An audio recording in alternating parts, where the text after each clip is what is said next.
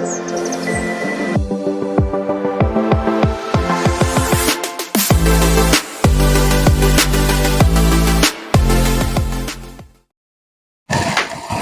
இயேசு கிறிஸ்து நாமத்தினாலே உங்களுக்கு இந்த புதிய ஆண்டினுடைய நல்வாழ்த்துக்களை தெரிவித்துக் கொள்கிறேன். கர்த்தர் உங்களை ஆசீர்வதிப்பாராக. கர்த்தர் நல்லவர். கடந்த ஆண்டெல்லாம் காத்து இந்த புதிய ஆண்டில் பிரவேசி கர்த்தர் கிருபை கொடுத்தார்.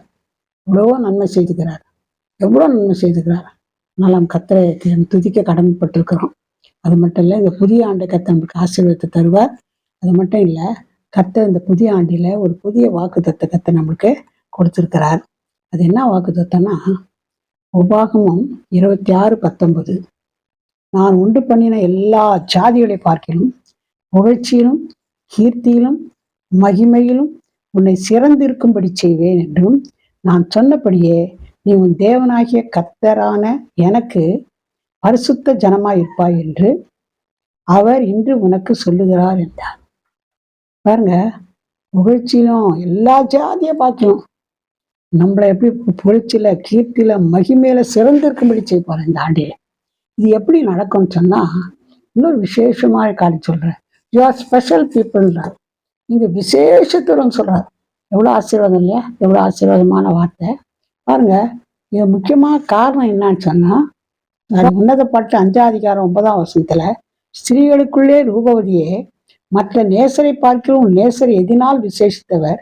நீ இப்படி எங்களை ஆணையிட்ட இட மற்ற நேசரை பார்க்கிலும் உன் நேசர் எதினால் விசேஷித்தவர். நேசர் என்ன விசேஷித்தவரா? எப்படி அவர் விசேஷித்தவர் சொல்லி கேட்கும்போது 10 அதுல உன்னதப்பட்ட 5:10 என் நேசர் வெண்மை சிவப்புமானவர் 10,000 பேரில் சிறந்தவர். நம்முடைய நேசர், நம்முடைய தேவன் 10,000 பேர்களை சிறந்தவர். எதுல பெரிய சிறந்தவர்னு பார்த்தா, அவர் பரிசுத்தமுள்ள ஆண்டவர். பரிசுத்தமுள்ள ஆண்டவர். அவரை போல பரிசுத்தம் வேறு யாருமே இல்லை. அவர் பரிசுத்தமாளா நம்ம பரிசுத்தவளா இருக்கும்போது, அந்த பரிசுத்த தேவன் நம்மோடு இருக்கும்போது, இந்த புதிய ஆண்டில கர்த்தர் நம்மை ஒரு விசேஷித்த ஒரு ஸ்பெஷல் பீப்புளா கர்த்தர் வைக்க போறார். அல்லேலூயா.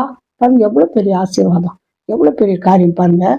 அது மட்டும் இல்லை, இன்னொரு விஷயம் பார்க்கும்போது உபாகமம் 26:19 நான் உண்டு பண்ணின எல்லா ஜாதிகளை பார்க்கிலும் இதனால் பட்சம் புகழ்ச்சியிலும் கீர்த்தியிலும் மகிமையிலும் உன்னை சிறந்திருக்கும்படி செய்வேன் என்றும், நான் சொன்னபடியே நீ உன் தேவனாகி கர்த்தன் எனக்கு கர்த்தரான எனக்கு பரிசுத்த ஜனமாயிருப்பாய் என்றும் அவர் இன்று உனக்கு சொல்லுகிறார். அது மட்டும் இல்லை, இந்த யாத்திரையாகமம் 33:16 எனக்கும் உமது ஜனங்களுக்கும் உடைய கண்களில் கிருபை கிடைத்தது என்பது எதினால் அறியப்படும். நீர் எங்களோட வருவதினால் அல்லவா? இப்படியே பூமியின் மேலுள்ள ஜனங்கள் எல்லாரிலும் நானும் உம்முடைய ஜனங்களும் விசேஷித்தருள் என்று விளங்கும் என்றார். உலகத்தில் எல்லா ஜனங்களும் நீங்க ரொம்ப ஸ்பெஷலு, விசேஷித்தவங்கன்னு வசனம் சொல்லுது. காரணம் என்னன்னா, இந்த விசேஷித்த ஆண்டவர் நம்மளோட கூட இருப்பதனால நம்மளும் விசேஷத்தெல்லாம் மாற்றப்படும். மோசே இஸ்ரவேல் ஜனங்களை வழி நடத்தின்னு வந்தார். எங்கதுன்னா, எகிப்து தேசத்துலேருந்து வழி நடத்தி வந்து கானான் தேசத்துக்கு அழைச்சிட்டு போறாரு. அடிமைத்தனமாகிய எகிப்திலிருந்து அழைத்துன்னு வந்து எங்க இட்டுன்னு போறாரு? கானானுக்கு இட்டுன்னு போறாரு. இட்டுன்னு போகும்போது ஜனங்க நடுவில் என்ன பண்ணிட்டாங்க, மோசே கர்த்தருடைய மலைக்கு போயிட்டாரு வர சொன்னார்னு. அவர் கீழே இறங்கி வரத்துக்கு இல்லையோ, நமக்கு முன்செல்ற தெய்வம் எங்க சொல்லுன்னு சொல்லி அவங்க அண்ணனை ஆரோனை கேட்ட அவர் என்ன பண்ணிட்டாருன்னா, எல்லா நகையை கொண்டு வாங்கன்னு சொன்னாரு. நகையெல்லாம் போட்டு ஒரு கண்ணுக்குட்டியை பண்ணிட்டாரு. இதுதான் அவங்களுக்கு தேவன், முன்செல்லும் தேவன்ட்டாரு. அவங்க கூத்து ஆடி ஆடி பாடி எல்லாம் பண்ணாங்க. கர்த்தர் எவ்வளோ துக்கப்பட்டார். அதனால ஒரு வார்த்தை சொன்னார், இது பார், நீங்க கானான் தேசத்துக்கு போங்க, நான் வாழான்னு சொல்ல, நான் வரமாட்டேன். ஏன்னா வணங்கா கழுத்துள்ள ஜனங்க இவங்க. நான் தூதனை அனுப்பி வைக்கிறேன், அவங்க கொண்டாந்து உங்களை கானான் தேசத்தை விட்டுருவாங்க, நான் மட்டும் வரமாட்டேன்னு சொல்லிட்டாரு. என்னன்னா, நீங்க வராட்டி நான் தூதனை கூட அனுப்புங்க. அது என்னன்னு அப்படி சொல்ல மோசே, நீங்க தான் வரணும், நீங்க வராத நாங்க இந்த இடத்த விட்டு போகவே மாட்டோம், நீங்க தான் கூட வரணும், தூதர்லாம் வந்தா நாங்க போக மாட்டோன்ட்டார்.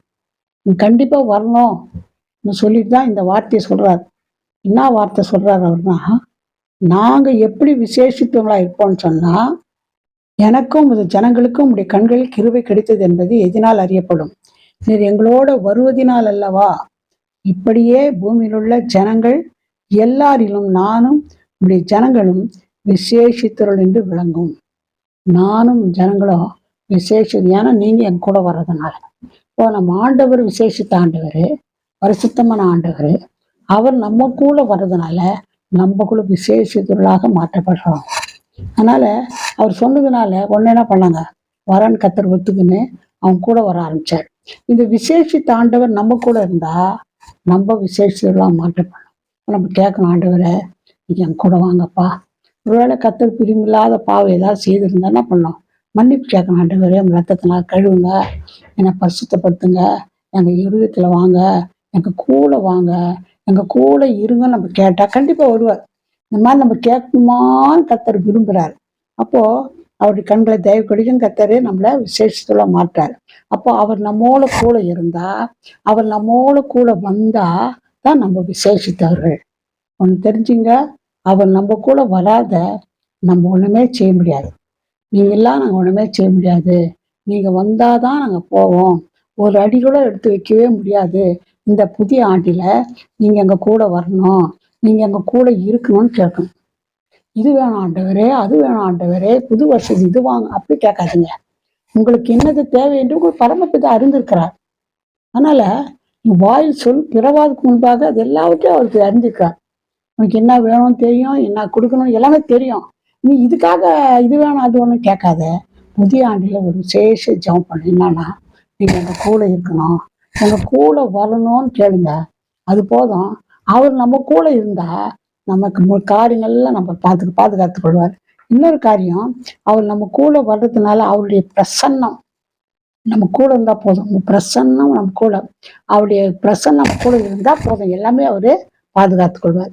அது ரெண்டாவது என்ன பண்ணா, மத்தேயு 6:26 ஆகாயத்து பட்சிகளை கவனித்து பாருங்கள், அவைகள் விதைக்கிறதும் இல்லை, அறுக்கிறதும் இல்லை, களஞ்சியங்களில் சேர்த்து வைக்கிறதும் இல்லை, அவைகளையும் உங்கள் பரமபிதா பிழைப்பூட்டுகிறார், அவைகளை பார்க்கிலும் நீங்கள் விசேஷித்தவர்கள் அல்லவா.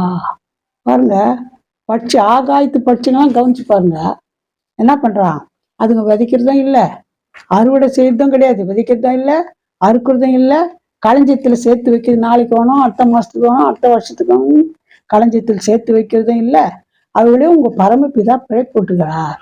இப்போ பறவைகளை பிழைப்பூட்டுகிற தேவன் நம்மளை பிழைப்பூட்ட மாட்டாரா? பறவைகளை தேவையை சந்திக்க நம்மளை சந்திக்க மாட்டாரா? கண்டிப்பா சந்திப்பார். இந்த புதிய ஆண்டில உங்களுக்கு இன்னத்து தேவை என்று உங்கள் பரமபிதா அறிந்திருக்கிறார். அதனால உங்க தேவையை கண்டிப்பா சந்திப்பார். ஆனா ஒண்ணு கேட்கணும், நீங்க எங்க கூட வாங்க, எங்க கூட இருங்கன்னு நம்ம கேட்டா கண்டிப்பா கத்த நம்ம தேவையை கண்டிப்பா சந்திப்பாரு. முதல்ல அவருடைய பிரசனத்தினால் நம்மளை சந்திக்கிறாரு. அடுத்தபடி அவர் நம்முடைய பிழைப்பூட்டுறாரு. நமக்கு என்ன தேவையோ அதை பிழைப்பூட்டுறார். ரெண்டாவது. மூணாவது 22 யாத்திரையாகத்துல ஒரு அருமையான வசனம். பூமி நடுவிலே நானே கர்த்தர் என்பதை நீ அறியும்படி என் ஜனங்கள் இருக்கிற கோசேன் நாட்டில் அந்நாளிலே வண்டுகள் வராதபடிக்கு அந்த நாட்டை விசேஷித்தப்படுத்துகின்றார். இஸ்ரேல் ஜனங்க எகிப்து இருக்கு பக்கத்துல தான், கோசேன் நாடு பக்கத்துல தான், கோசேன் நாடு தான் இஸ்ரேல் ஜனங்க இருந்தாங்க, பக்கத்துல தான் எகிப்து இருந்தாங்க.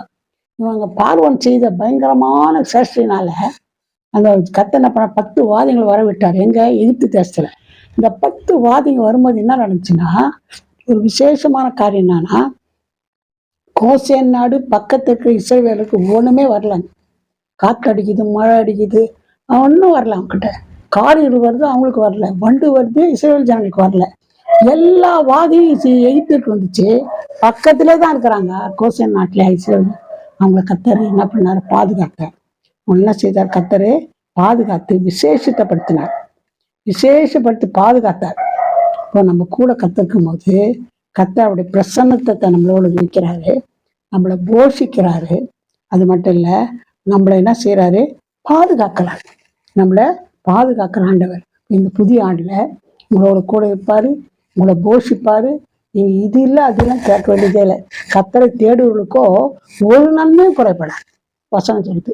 நீங்க எப்பவுமே என்ன செய்யணும்னா, நம்ம கூட அவர் எப்போ இருக்கணும், ஒரு காரியம் செய்யணும். அது என்னன்னா, நம்ம அவரோட கூட இருக்கணும். அவரோட கூட இருந்து என்ன பண்ணணும், அவரோட பேசணும், பழகணும். அட்லீஸ்ட் அதிகாலையில் ஏஞ்சி 1 மணி நேரம் முதல் நேரம் அவர் கொடுத்துருங்க.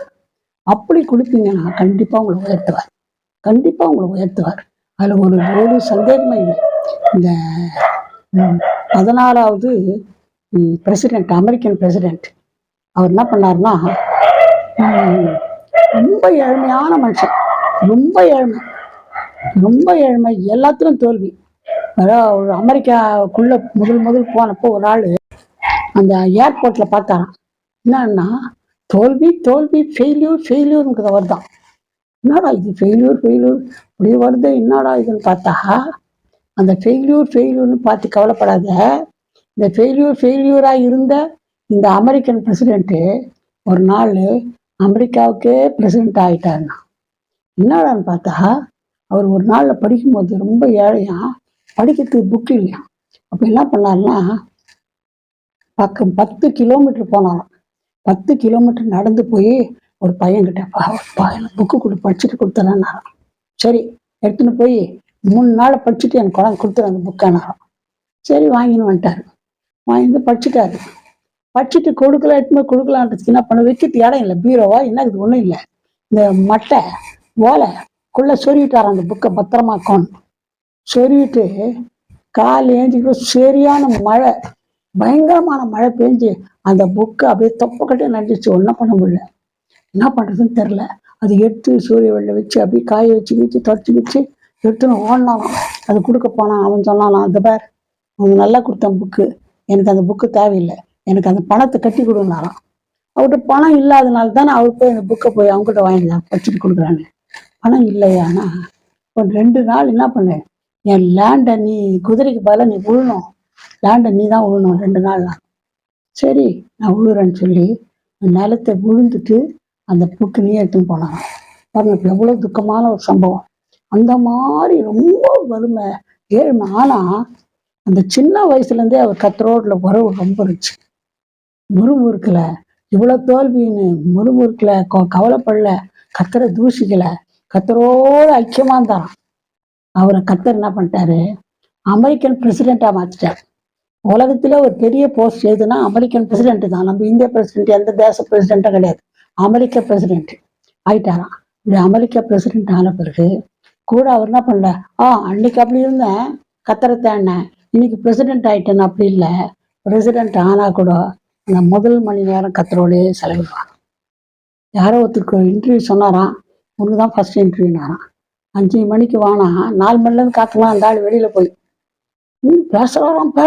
இவரு நம்ம கிட்ட கூப்பிட்டு இன்டர்வியூன்னு யார்கிட்ட பேசுங்கிறாருன்னா அந்த ஆள் கோவம்.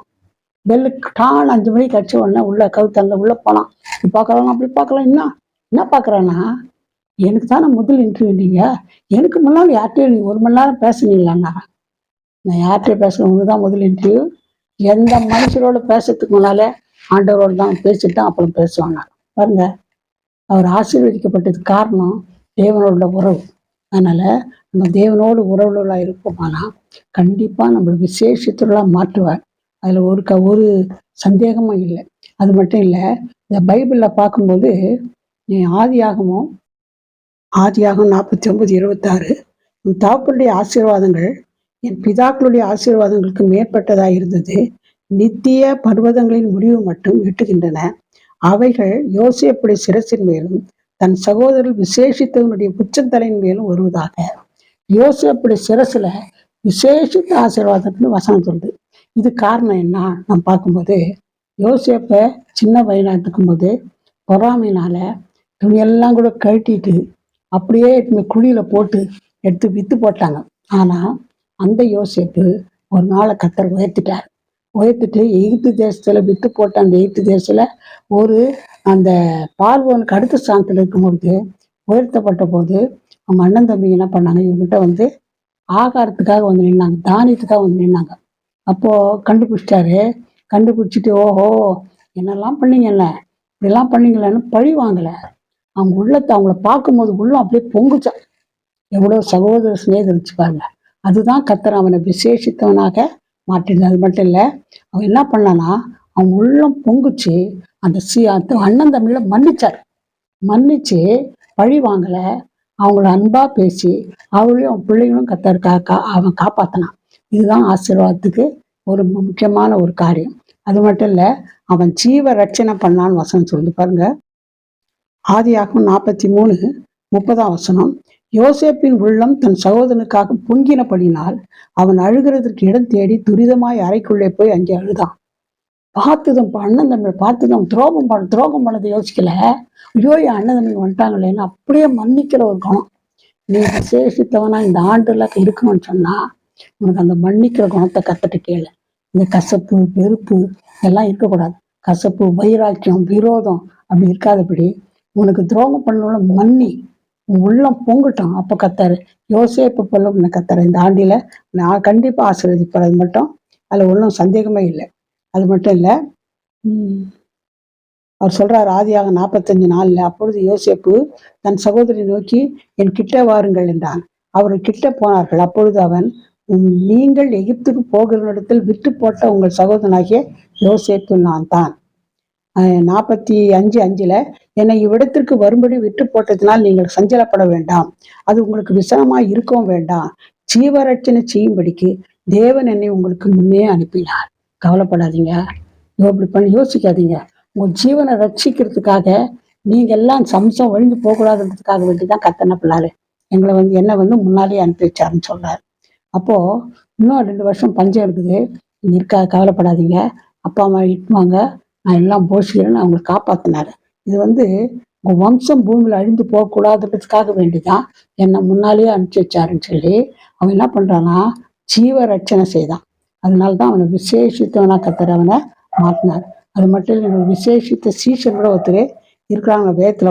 அப்போஸ்தலர் 15:22 அப்பொழுது தங்கள் சிலரை தெரிந்து கொண்டு பவுலோடும் பர்னபாவோடும் அந்தியோக்கியாவுக்கு அனுப்புகிறது அப்போஸ்தலர் மூப்பருக்கும் சபை எல்லாருக்கும் நலமாக கண்டது. அவர்கள் யார் என்றால் சகோதரர்கள் விசேஷித்தவர்களாகிய பர்சபா என்று மறுபெயர் கொண்டு யூதாவும் சீலாவுமே. நீங்க கூட யூதா போல சீலாவை போல யோசே போல விசேஷத்தோட இந்த ஆண்டுல கத்தவங்களை மாட்ட போகலாம். கத்த நாம ஸ்தோத்திரம். தாவீதை பற்றி ஒரு சின்ன சாட்சி, நான் பெரிய சாட்சி. 1 சாமுவேல் 16:18 அப்பொழுது அந்த வேலைக்காரர் ஒருவன் பிரதியுத்தரமாக, இதோ பெத்லெகேமியன் ஆகிய ஈசாயின் குமாரன் ஒருவனை கண்டிருக்கிறேன், அவன் பராக்கிரமசாலி, யுத்த வீரன், காரிய சமர்த்தன், சௌந்தரியம் உள்ளவன், கர்த்தர் அவனோட கூட இருக்கிறார் என்றார். பாருங்க, காரிய சமர்த்தன் அழகாகிறான் அதெல்லாம் இல்லை பெருசு. கர்த்தர் அவனோட கூட இருந்ததுனால்தான் அவன் விசேஷித்த ஆளா கர்த்தர் மாத்தினார். அதனால கேளுங்க, இந்த ஆண்டில் நீங்க எங்களோட கூட இருக்கணும்ப்பா, என்ன விசேஷத்தோனா மாட்டணும்ப்பா. நீங்க என் கூட இருந்தா என்னை காப்போம், என்ன உங்களுக்கு பிரசனம் என்னோட இருக்கும், என்னை போஷிப்பீங்க, என்னை என்ன விசேஷத்தைப்படுத்துவீங்க. அது மட்டும் இல்லை, என்ன என்ன பண்ணுவீங்க, என்னை எல்லா காலத்திலும் பாதுகாப்பீங்க. இந்த கர்த்தர் வசனம் சொல்லுது. அப்படி கர்த்தர் உங்களை மாத்துவாரு, கர்த்தர் உங்களோட கூட இருப்பாரு, கர்த்தர் உங்களை விசேஷத்தோட இந்த ஆண்டுல மாத்துவார். நான் ஒரே விஷயக்கார சொல்லி முடிக்கிறேன். யோவான் 13:23 அந்த சமயத்தில் அவருடைய சீஷரில் இயேசுவுக்கு அன்பானவனாய் இருந்த ஒருவன் இயேசுவின் மார்பிலே சாய்ந்து கொண்டிருந்தான். யோவானுடைய 12 சீஷர்ல ஒருத்தர் யோவான். இவரு கர்த்தர் ரொம்ப அன்பானவரான். அவர் எப்படி எல்லாரும் உட்காந்து பந்தில இருந்தா இவரே கர்த்தர் மார்பிலே சாய்ந்து நிற்பார், அவ்வளோ க்ளோஸ். அதனால்தான் சிலுவையில அவர் அறையும் போது கூட தன் தாயை அந்த யோவான் கையில ஒப்பு கொடுத்தார். இனிமேட்டுக்கு நீதான் எங்க அம்மா பார்த்துக்கணும்னு சொல்லிட்டு ஒப்பு கொடுத்தார். அதனால விசேஷத்தோட நம்ம மாற்றணும். யோவானை போல, அந்த சீராவை போல, பர்சாவை போல, யோசேப்பை போல இந்த ஆண்டில் நம்ம விசேஷமா மாற்றணும்னு கர்த்தர் விரும்புகிறாரு. இன்னொரு விசேஷத்தால் யாருன்னா அப்போஸ்தலர் 19 பவுலின் கைகளினால் தேவன் விசேஷித்த அற்புதங்களை செய்தார். விசேஷித்தவரா பவுல் இருந்ததுனால அவர் கைகளினால் விசேஷித்தமான அற்புதங்கள் செய்தார். இந்த ஆண்டில கர்த்தர் உங்களை ஒவ்வொருவரையும் விசேஷித்த ஆசீர்வாதங்களாக, விசேஷித்த மனுஷர்களாக, விசேஷ அற்புத அடையாளம் செய்வதாக கர்த்தர் உங்களை ஆசீர்வதிப்பார். கர்த்தருடைய தேவ பிரசனம் உங்களோட கூட இருக்கும். அப்படி ஜெபிக்கலாம். எங்களை சீதான பரம்பிதாவே, இந்த புதிய ஆண்டை காண செய்த தேவன் நல்ல ஒரு வாக்குத்தத்தை கொடுத்தீங்க. பாதற்காம சோதரிக்கிறையா, ஒரு விசேஷித்த மனுஷர்களாக விசேஷத்தவர்களாய் வாழ போகணும் என்று சொல்லியிருக்கீங்கப்பா. இது கேட்கிற ஒவ்வொருவரையும் ஆசீர்வதிங்கப்பா. ஒவ்வொருவரையும் ஆண்டவரே பக்கமாய் வைத்துக் கொள்ளுங்கப்பா. விசேஷத்தவர்களாய் மாற்றுங்கப்பா. ஒவ்வொருவரோடு கூட இருந்துடலாம்ப்பா. ஒவ்வொருவரையும் போஷிங்கப்பா. ஒவ்வொருவரையும் கர்த்தாவே ஆண்டவரே பாதுகாத்து கொள்ளுங்கப்பா. அற்புதம் செய்யுங்க. யோசேப்புடைய சிரசு மேல இந்த ஆசீர்வாதம் ஒவ்வொரு மேலும் தங்கட்டும் அப்பா. அற்புதம் செய்யுங்க, கூட இருந்தாலும் இந்த ஆண்டு ஒரு ஆசீர்வாதமான விசேஷமான ஆட்களாக ஆண்டவரே நீங்க மாற்றி ஆசீர்வதித்து பாதுகாத்துக்கணும். என்ன பிரச்சனையா இருந்தாலும் அதுல இருந்து பாதுகாக்க முடியும். என்ன தேவையா இருந்தாலும் அந்த தேவையில போஷிக்க முடியும். ஆண்டவரே சூழ்நிலை மாற்றம் மாற முடியும். ஆண்டவரே எந்த சூழ்நிலையும் விசேஷித்துள்ளாய் நீங்க மாற்ற போவதற்காக நன்றி துதிக்கிறையா. தொடர்ந்து காத்துக்கொள்ளுங்க. பெரிய காரியம் இயேசுவின் நாமத்தில் ஜெபம் கேளும் பிதாவே. ஆமென். God bless you.